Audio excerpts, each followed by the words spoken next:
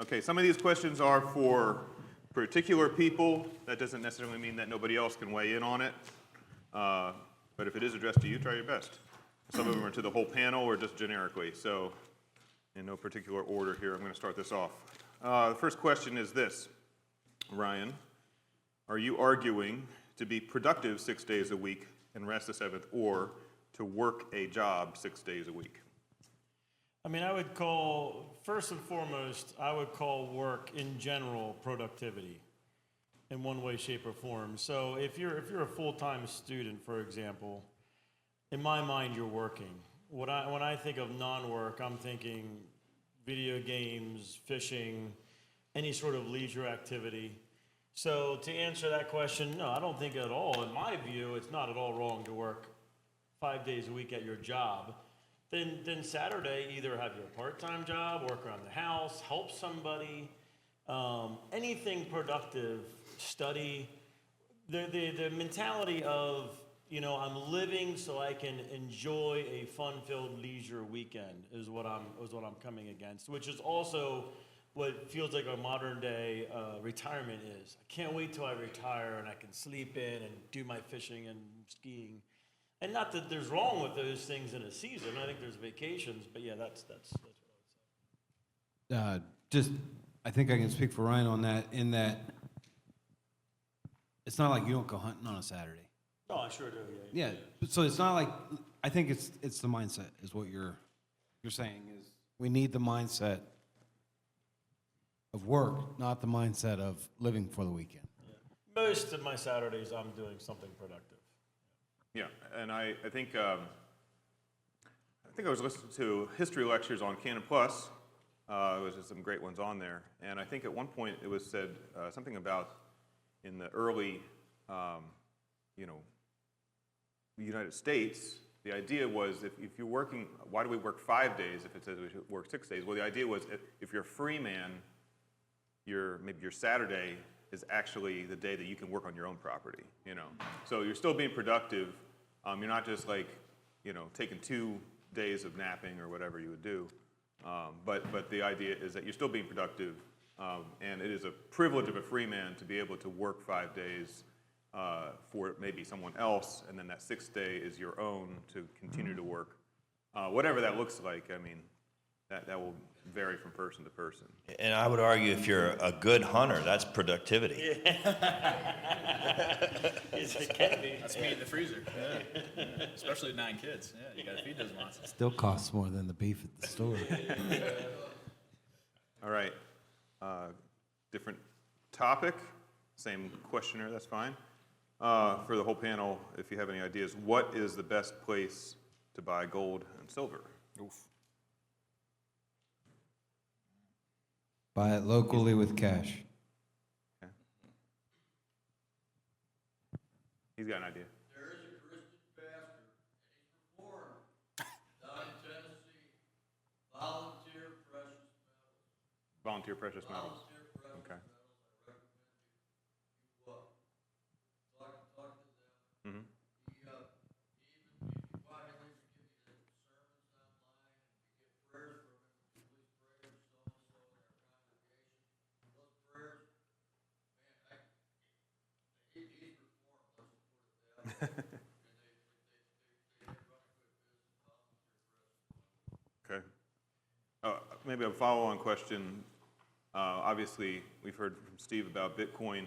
Besides those 2 precious metals, any unique kind of long-term stores of assets that you thinking about or you might recommend that haven't been mentioned? Or We didn't talk much about real estate. It's certainly more difficult to get into than silver or gold. I myself, I probably have too many eggs in that basket. I'm not huge on stocks and golds and silvers. I have a little bit of those things, but I do as much as I can in real estate. Yeah, I mean, real estate and land, they're hard to argue against, but as he said, you're not putting $5 a week into real estate or $50 a week into real estate. That's it's a tough entry point. okay. This question says, what would you say to someone who says, I work to live, I don't live to work? Work to live, I don't live to work. Read the Bible?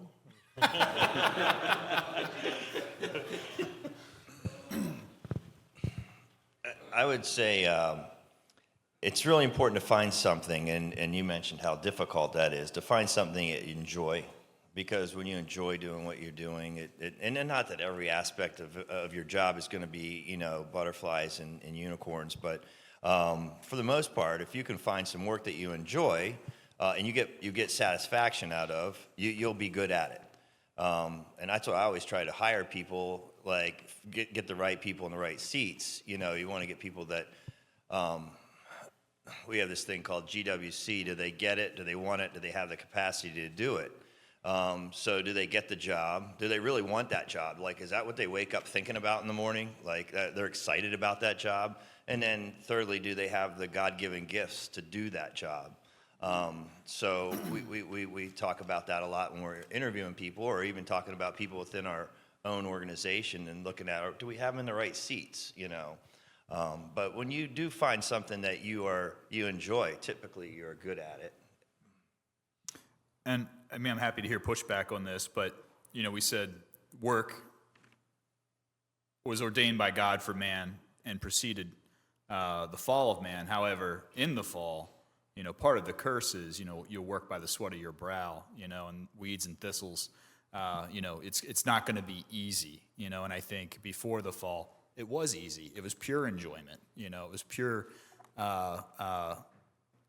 in the presence of the Lord, right, in the garden. You know, and in a new heavens, new earth, someday our work will be pure joy, I think, whatever he has in store for us. You know, so there is an element where it's not all easy. You're gonna run into some bumps in the road regardless of your path. You know, you can still enjoy it and have glory in it, but it's gonna be tough. And I hope you guys won't disagree with that. I think I think entertainment is what the natural man gravitates toward. And I think as you look at, like Ryan said, read the Bible, but natural man is going to gravitate toward a 40-hour week where the rest of his time is spent in entertainment and living for himself. That is the state that we have all been born into. That is not something that I don't think any of us sitting up here don't have that in us. What I would say that maybe is different is we have actively tried to suppress that.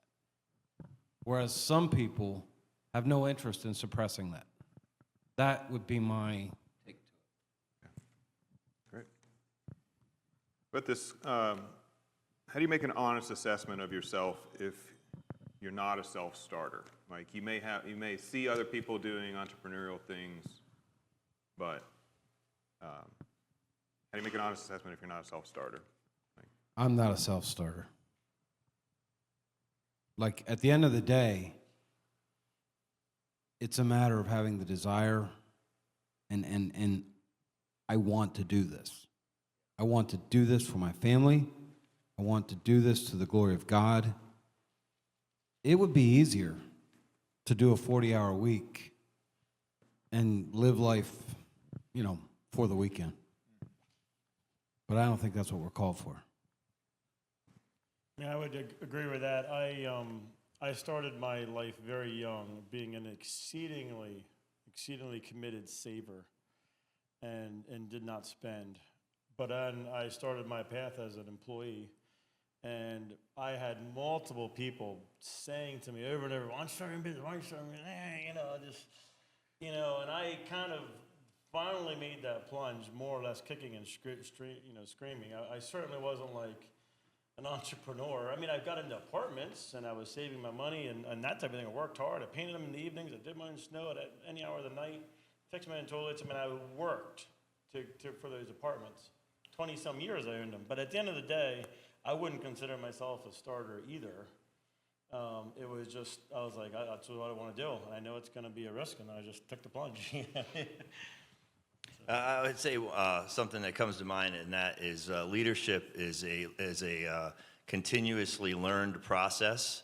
I don't think, in my opinion, that none of us were born leaders. Like, bam, we're leaders right out of the gate.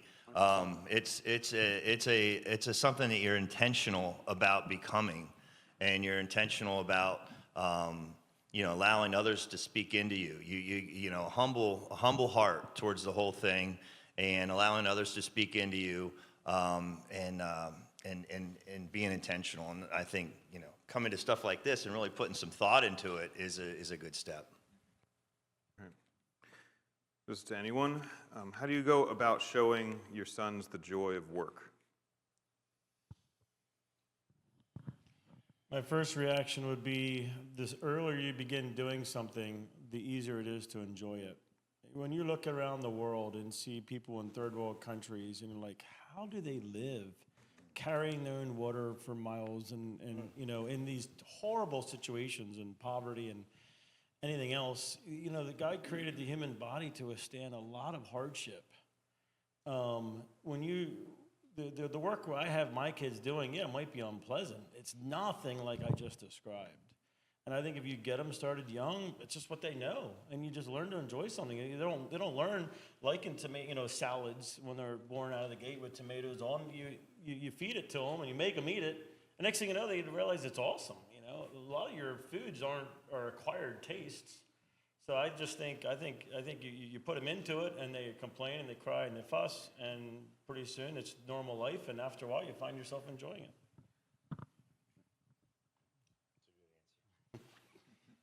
It's a good answer. Okay.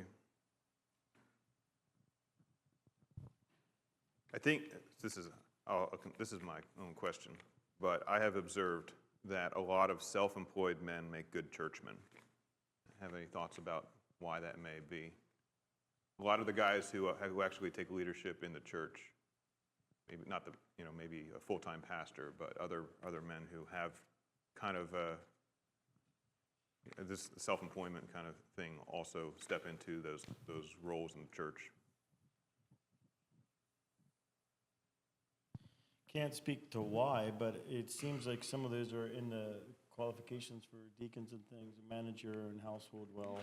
You have Job, who obviously was exceedingly wealthy for whatever reason, in the gates. He's respected. Respected. Yeah, and I would just think that probably leadership skills that were applied to the business or applied to the workplace, they transfer over to leadership in the church. And,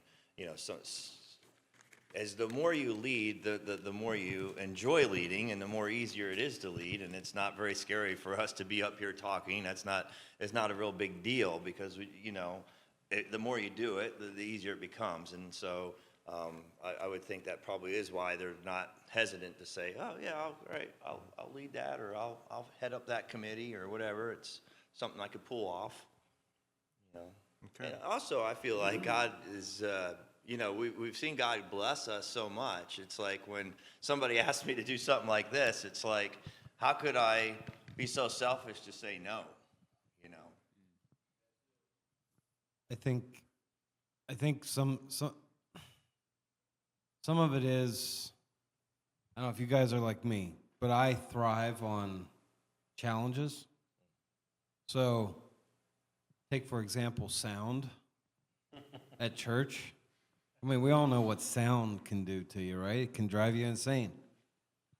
But the challenges of running sound, I enjoy it, because you're always going to come up with something. Something's going to happen.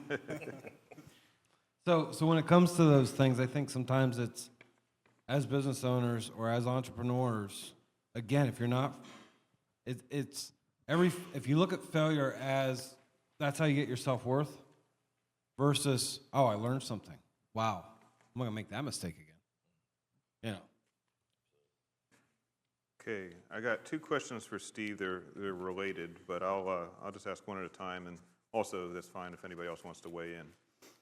You spoke about national debt and how bad it is. Can you speak on personal and business debt? Well, we were having a bit of a discussion here before the panel about this, and when you take biblical principles about debt, it all applies to hard money, to sound money, to gold and silver. And one of the examples I use, if I lend a man, 20 ounces of gold, right, and I expect to be repaid in interest, say 22 ounces of gold. Not only is it a huge burden because that gold should be worth more over time, I'm asking for even more gold back in the end of that term. Versus today, if I borrow $1 today, that dollar is worth less tomorrow, right? That's why it has to incur an interest rate, because it's going to be worth even less tomorrow. So it's got to grow over time. So you're talking about two totally different types of money. So if a bank wants to give me $1 million at 1% interest, that's free money. That is free money that any of these guys up here could turn around and grow immediately, right? But if they want to lend me $1 million at 25% interest, or they're going to break my legs, right? Like that's loan shark type stuff, right? That's a bad deal. That's a bad deal. So you kind of have to be shrewd, right? In Luke, the shrewd manager. As Christians, we got to be shrewd with what we got. We're not on hard money. We're not on sound money. We're not on gold and silver. We're on paper, and things can be entered in a ledger with a keystroke. It's a different world, so we got to be shrewd, innocent as doves, and as shrewd as snakes, yeah. Okay. Follow-on question here. Debt is slavery. At what point, if any, does it become sin? That's slavery. The guy that doesn't pay it back, that's a sin, right? You're entering an agreement. When you receive debt, you're making a promise to your lender to give that back at whatever criteria they apply. If you defaulting on your debt is without a doubt a sin, right? Okay. Yeah. And one more in the same, Dr. Bonebrake, what do you think of the Dave Ramsey style of investing, remaining debt-free while putting money in a 401k and growth stock mutual funds? Will this still work for the foreseeable future, or is crypto truly the new path to financial independence?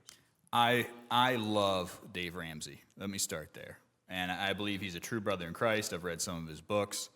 I think when you're Dave Ramsey and you're at the age he is, and you've made $1 billion in the legacy financial system, it is going to be really, really, really hard to open to your eyes to anything that is new, or new-ish.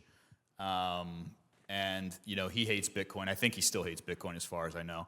And there's episodes of him, saying you're going to lose it all when it's $200, and saying you're going to lose it all when it's $1,000, and saying you're going to lose it all when it's $10,000.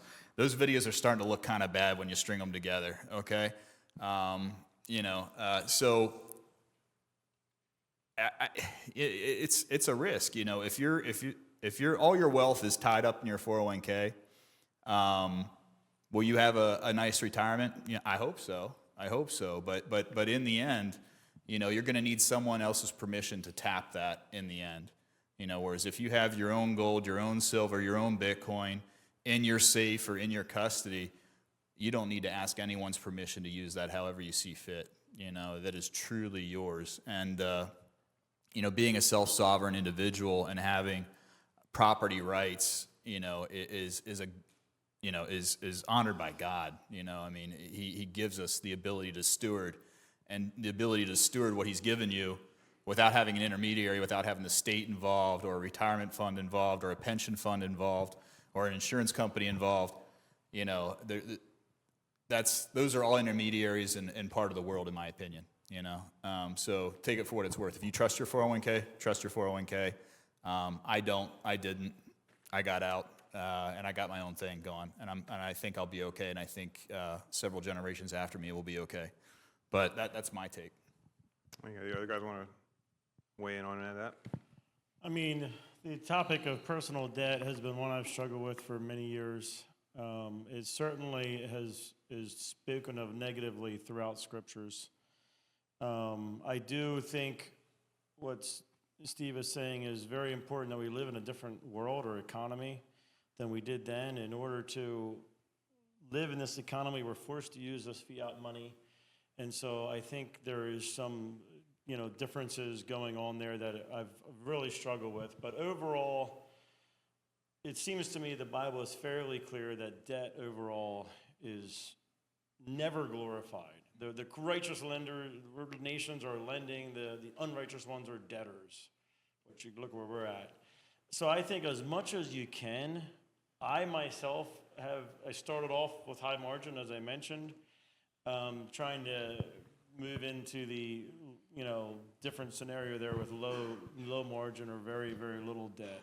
And so do I still have some? I mean, I owe my father-in-law for a lot of money for a farm that we bought from him. He held the note on it. I certainly think there's contractual relationships. I think it's very, very challenging to say you can't have any debt. But on a personal level, I have firmly believe if you can't repay that, you are now stepping in what I would call sin. And I think I'm going to be very much booed in this category. But when you go and get an education, you can't sell that education to pay off your lender if something happens to you. So I think you at that point you should be going to a friend, a parent, somebody that is willing to forgive that loan should something happen until you have the time to repay it. I just think borrowing from the world, I myself, I didn't start my business until I was 35. I paid off my house. I had my apartments basically paid for. I saved up cash.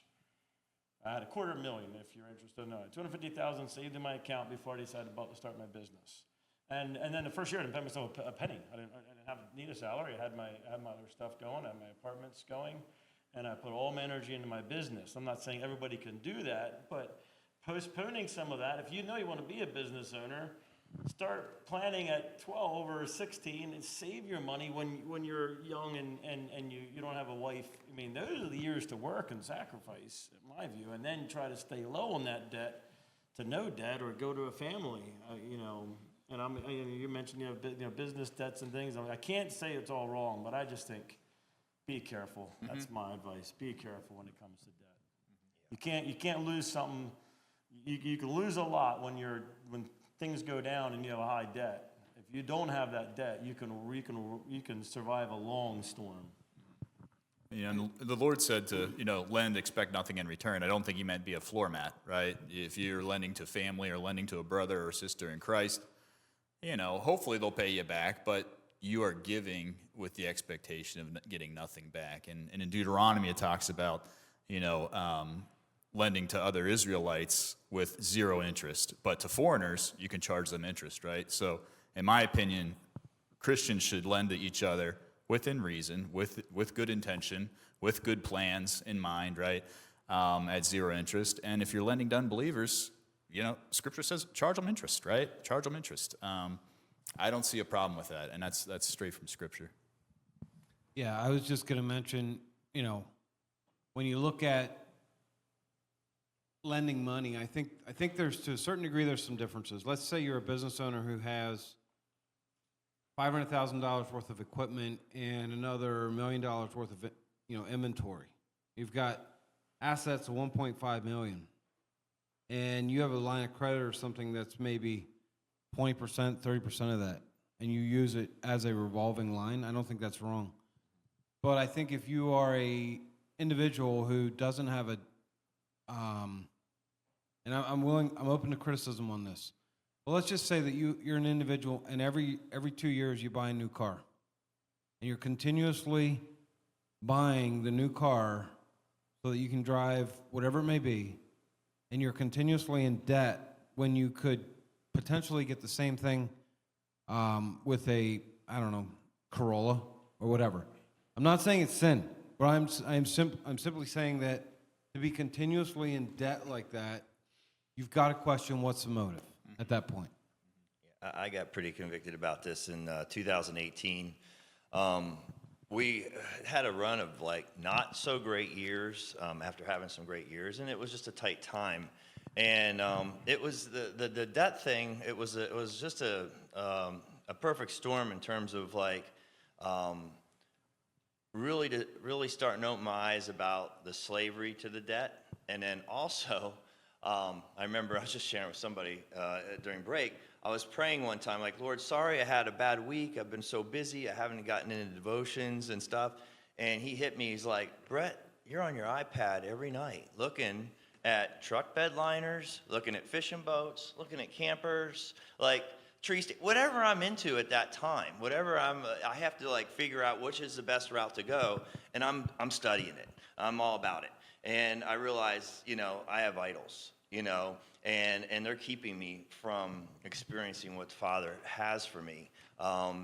And for that reason, my wife and I did a thing called Going Amish in 2018. We sold 2 boats, a camper. We didn't buy anything else, and we put it all in the house, And, Horse and buggy? What's that? Horse and buggy? Horse and buggy, baby. Got rid of the Lamborghini, Just got the down horse to- and buggy. Just down to, old pickup truck and 1 car. And, just got really, and you know what was most, like, freeing about that is I didn't have any reason to go look at anything. I didn't have any reason to, like, shop or worry about, well, what is the best one. It freed up a lot of time. And I realized real quickly, like, this is God's intent for me, not to be sucked into this materialistic, trap, like, downward spiral that I get sucked into.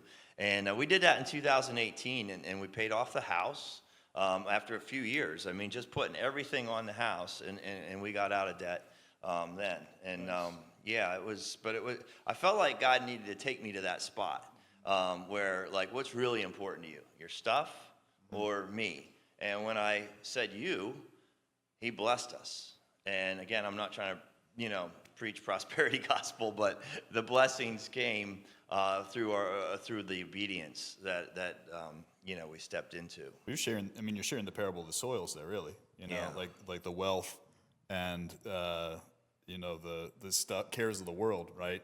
Yeah. They surround you and they prevent you from producing good fruit, right? From being Yeah. productive for the kingdom.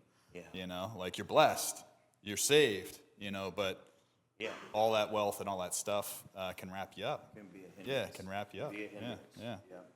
Okay. What are things to do or not do as an employee or a prospective hire? Another way, 3 of you guys here have employees. So what are some things that you want to, you would say to your, first day hire or whatever that, like, my company's about this, my expectation, what are some of the things that were your son, like, first day on a job working for a friend or something like that? First day on the job is hard. You're learning a lot. But I would say the very first principle to put into effect is you do what you can for your boss to succeed, or your business or whatever. Do it as unto the Lord, as for the Lord, not man. And I think you're on the right path. If you're truly doing what's in your the company's best interest, I should maybe say, the company. You look at the employees that are checking their phone every 10 minutes, they're not caring about the profitability of a business. And you start caring, your boss will know that at day one, pretty much.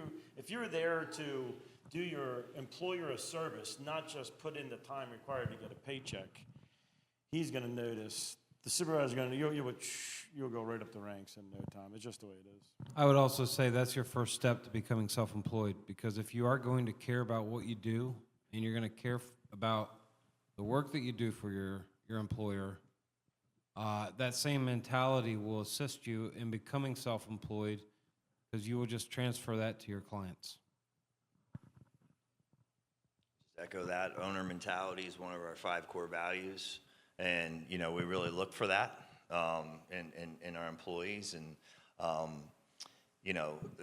the ones that are just there for a paycheck, you try to root them out before you even hire them, because they're not going to work out. And you're just creating a bad situation. And as soon as you know that they're just there for a paycheck, we'll root them out, because it's just not going to work. They got to enjoy what they do. They got to understand our why. we're not just here to build things. We're here to, as Shoemaker Industries, we're here to glorify God through the work that we're doing. That's all over the building. It's on our calendars that are on because we hand out calendars, and it's on every calendar. They understand that because in meetings and whatnot, that's what we talk about. We do the 5 core values. I give out 10 or sometimes even $20 to anybody that can name a core value and give me an example. And that's all 47 employees raising, trying to get that $10, or it's just a game we play. And it's just really, and then I'll have a devotional on the core values. And like, this isn't just me saying be trustworthy or have a great attitude or, seeking a better way or having an owner mentality. This is, it's just in the Bible, Quick example story. I don't know if my kids know this, but I first job kind of at 14 years old, I was at a little fast food joint. And now the people I was working around were not the cream of the crop, I'll say. But after a year of working there, they needed someone to lock the door at night, so the main manager would quit at like 7, and then the business would shut down at 9. And can you believe he gave me a key to this place before I could drive? And when the last manager would leave at 7 or 8, I was responsible to finish closing at 9. This guy, and then I'd lock up and my mom would pick me up and take me home. And, of course, this is breaking every child labor law in the book, I'm sure. But at the end of the day, I got a 50-cent raise. I went from like $4.50 to like $4.75 at the time. So I was really making the big bucks at that point. But the point is this: there's a whole restaurant full of kids that are going to the public school that obviously don't care at all. All we needed is somebody trustworthy to lock the door on the way out and not steal the safe, or whatever. It doesn't take a lot. It doesn't take a lot in this day and age to outshine all your peers. Just come in there with a carrot and what do I got to do? What can I do next? Right. What can I do next? Yeah, the customers have been finished. You're out there wiping the tables down. And it's like, an employee that's greasing the chipper when he has a free minute is just like such a breath of fresh air. Well, and the thing is that I don't know. I don't think anybody works harder than the guy whose name's on the truck. Because he cares, because it matters, because there's a reputation there to protect, and that's why you take care of the employee and or the customer. I think that in a family, I'll tell my boys a lot of times, like the family mission right now is for us to get out the door, or whatever the thing is that I can identify as like the mission of our family. We've got to help each other, work together to accomplish this thing, because we have to get this thing. And it doesn't really matter, well, I did my part and then I can just the goal is a collective joint effort to do that. And I think that when you're talking about doing what you can to help the boss, make the boss's job, or make the company succeed. That's the goal. If you are indoctrinated into leftist ideas, it's covetousness institutionalized. So that, I would have this internal struggle between me and as the employee and then the employer is always out to suck me dry of life force or whatever. And it's that's not how this works. If you actually want to succeed, you have to see, what Brett calls the owner mentality, that this is if, in your employer's prosperity, you'll find your prosperity. You'll do well by yourself if you, make sure that you're not just phoning it in. So. I had one other thing for that, going back to that question, your first day on the job, you should remember, problem, the man who has grace on his lip becomes the king's friend. In this case, the king is the owner. Can you say that verse again? The man who has grace on his lip becomes the king's friend. In other words, you're not the naysayer, you're not the complainer, you're not the guy always talking. You do talk more positive, as a Christ follower should be.